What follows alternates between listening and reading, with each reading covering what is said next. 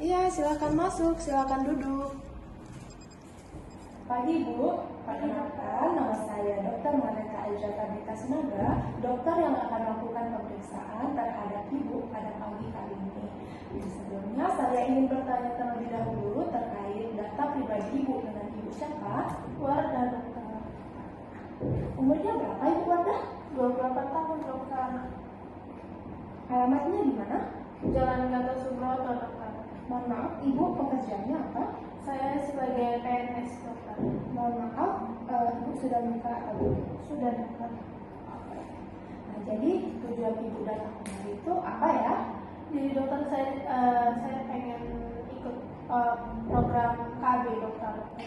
Sebelumnya saya akan menjelaskan terlebih dahulu ya. KB itu kan adalah gerakan untuk membentuk keluarga yang sehat dan sejahtera dengan membatasi kehamilan, yang dimana itu ada dua cara kan. Yang pertama adalah cara alami dan yang kedua adalah buatan. Nah, kalau misalnya kontrasepsi itu termasuk yang buatan. Nah, kontrasepsi itu adalah metode atau alat yang digunakan untuk menunda kehamilan dan menjarangkan kehamilan atau bahkan menghentikan kehamilan itu sendiri. Nah, yang dimana itu ada banyak caranya Bu, ada yang suntik, ada yang pil KB, atau ada yang implan atau yang ditanam susu, terus ada juga yang spiral atau IUD. Nah, jadi ini ada efek sampingnya menurut kontrasepsi yang akan diambil. Nah, jadi untuk pemasangan KB ini, Ibu tenang aja, ini bersifat rahasia dan tidak akan tersebar kemana-mana. Nah, jadi Ibu tujuan KB itu apa ya Bu? Dokter hamil lagi dokter. Terus saya kan juga berpunya anak ketiga dokter. Sebelumnya dokter sebelum ada anak ketiga, saya itu udah pakai ini dokter suntik KB. Tapi malah bobol dokter. Jadi itu dokter jadi ada anak ketiga. Terus saya mau buat program KB lagi, tapi dengan jenis yang lain dokter, pakai spiral dokter. Kalau misalnya agama dan kepercayaan Ibu menentang nggak untuk penggunaan KB tersebut? Tidak. Oke, nah jadi berarti Ibu memilih untuk yang spiral ya? Iya. Oke, nah Ibu sebelumnya tahu nggak spiral itu apa?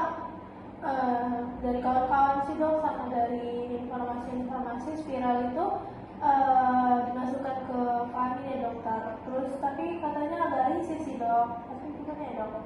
Nah, jadi untuk jawaban Ibu itu hampir tepat. Nah, yang dimana spiral atau IUD itu dimasukkan ke dalam rahim dan akan menimbulkan sedikit ketidaknyamanan. Tetapi untuk efektivitasnya sendiri itu sangat efektif. Itu bisa menunda kehamilan selama 5 tahun. Nah, tapi ini tuh ada efek sampingnya Bu. Ada perdarahan, gangguan siklus haid, keputihan, benangnya hilang, dan keluhan saat melakukan hubungan seksual. Nah, sebelumnya saya akan bertanya terlebih dahulu kepada Ibu untuk memastikan bahwa Ibu cocok untuk dipasang spiral. Nah, pertama tanggal haid terakhirnya kapan Bu? Tanggal 16 kemarin lah dokter. Oke, lama haidnya? 7 hari dokter. Oke, Ibu sebelumnya sudah ada riwayat bersalin atau sudah melahirkan? Sudah dokter. Ada kehamilan ektopik atau keguguran? Nggak ada dokter. Oke. Kalau misalnya haid itu nyeri hebat atau enggak? Nyeri pernah sih dokter, tapi nggak sakit kali dokter. Biasanya haid. Ada anemia? Oh tidak ada dokter. Ada riwayat infeksi pada saluran kencingnya? Oh tidak Ada ada dokter. genitalnya?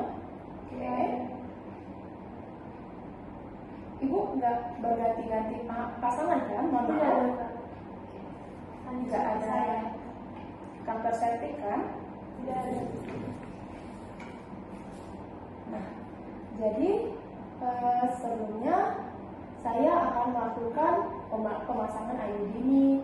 Nah, yang dimana mungkin akan menimbulkan sedikit ketidaknyamanan kepada Ibu, tetapi berarti ini kita lakukan untuk kepentingan medis. Nah, apakah Ibu bersedia, Bu?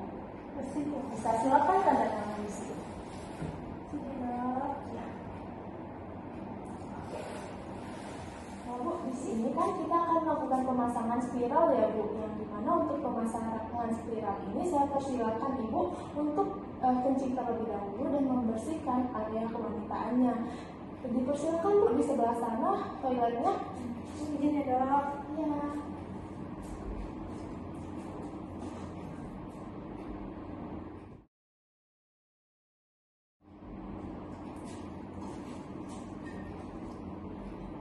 Oke Bu, dipersilakan ke sebelah sini.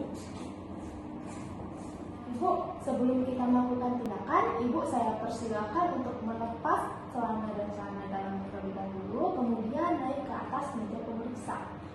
Dipersilakan Bu.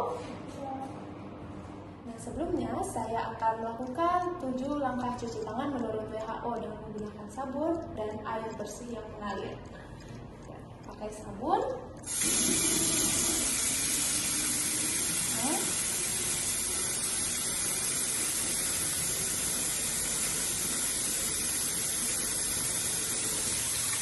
Kemudian saya akan mengeringkan dan memakai hand steril.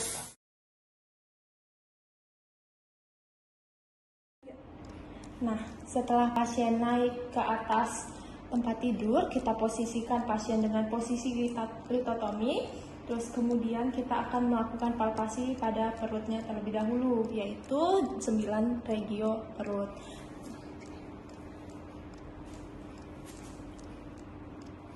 Kita tanya pada pasien apakah terdapat nyeri atau tidak. Setelah melakukan palpasi pada perut dan suprapubik, kita akan mengenakan pasien dengan kain penutup.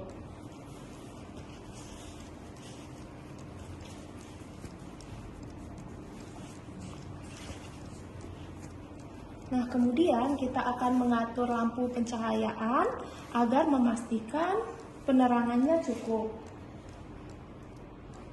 Setelahnya, saya akan memakai sarung tangan yang sudah dipersiapkan dan mengatur peralatan dan bahan-bahan yang akan saya pakai. Setelahnya, saya akan melakukan inspeksi pada genitalia eksterna. Nah, memastikan bahwa tidak ada kelainan pada genitalia eksternanya.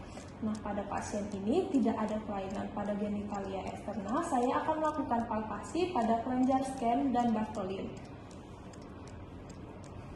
Untuk kelenjar scan itu berada di arah jam 11 dan jam 1. Kemudian untuk kelenjar Bartholin ada di arah jam 5 dan jam 7. Nah, pada palpasi kelenjar scan dan Bartholin itu tidak ditemui abnormal atau ketidaknormalan. Nah, setelahnya saya akan melakukan pemeriksaan dengan memasukkan spekulum. Nah, sebelum spekulumnya dimasukkan, saya akan mengoleskan lubrikan gel pada spekulumnya. Nah, kemudian dimasukkan ke dalam vagina pasien. Dimasukkan secara perlahan, kemudian diputar, dibuka dan dikunci.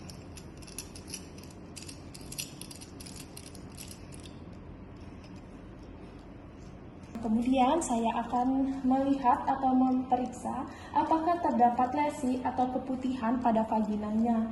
Terus saya akan menginspeksi bagian serviksnya untuk melihat apakah terdapat sekret pada bagian serviksnya.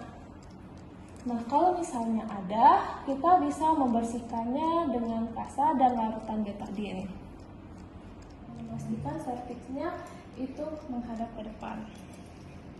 Nah, kita akan melakukan jepit serviks dengan menggunakan tenakulum untuk memastikan bahwa serviksnya tetap berada mengarah ke depan.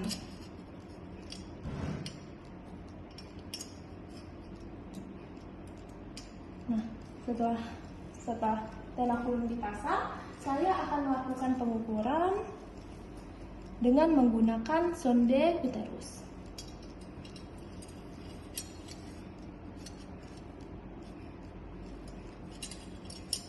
Nah, jadi di sini saya akan memasukkan lengan AKDR-nya terlebih dahulu sebelum digunakan.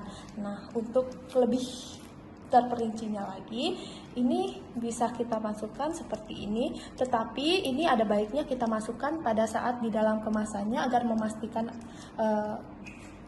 alatnya tersebut tetap steril. Nah, jadi akan seperti ini.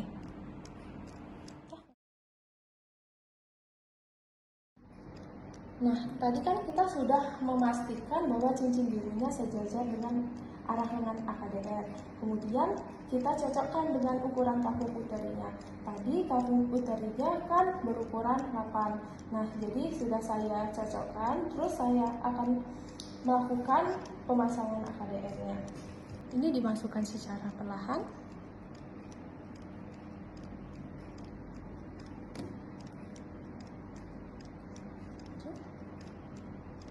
Kemudian tarik sedikit, kemudian didorong. Setelahnya kita tarik,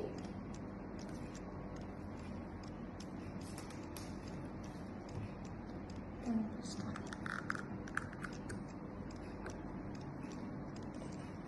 Setelahnya kita akan melakukan pengguntingan. Setelah melakukan prosedur, saya akan mencabut kembali spekulumnya. Keluarkan spekulumnya dan keluarkan spekulumnya.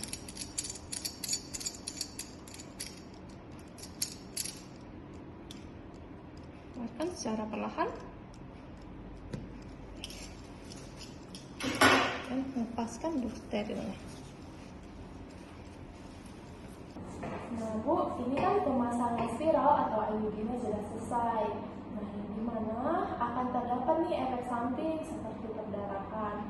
Nah, kalau misalnya Ibu mengalami efek samping tersebut, Ibu bisa datang ke saya dan saya akan membantu Ibu untuk mengatasi perdarahan tersebut. Nah, Ibu, saya sarankan untuk Ibu tidak melakukan hubungan seksual dengan pasangan Ibu selama 7 hari. Nah, pemasangan IUD sudah selesai. Apakah Ibu ada yang ingin ditanyakan? Oke. Masih ada kan? Iya.